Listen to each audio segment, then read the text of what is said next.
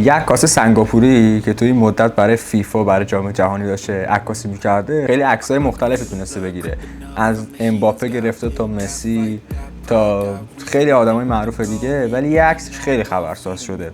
این عکسی که اینجا داره نگاه می‌کنین اول که میگیره خیلی زیاد عکس بولدی نمیشه و زیادم نمیترکه و به مرور زمان این شروع میکنه به ترکیدن و یه جایی به بعد جهانی میشه. از چه موقعی؟ از اون موقعی که خود رونالدو میاد این عکس میذاره توی پیج خودش و این تازه داستان از اونجا جالب‌تر میشه. چرا؟ چون دوست سنگاپوریمون میاد توی کامنت ها مینویسه که خیلی باحال بود، مثلا دمت گرم که گذاشتی، ولی نمیخوای کردیت ما رو مثلا بدی، چرا اصلا نه ما رو تگ کردی نه هیچی به هیچی. ای آی که این عکس رو نگرفته که من گرفتم، بیا برام بعد اعلام کنید که من گرفتم. و کریستیانو رونالدو ظرف 24 ساعت مجبور میشه که این یارو رو زیرش تگ کنه و خیلی هم تبلیغ خوبی براش میشه، همین که دیگه یه کریر خفن داره میسازه دیگه. حالا نظر شما چیه؟ اگه یه ایرانی بود میومد بگه که آقا مثلا کردیت ما رو بده، یا اینکه اصلا چی؟ نظر خودتون رو برام بنویسید.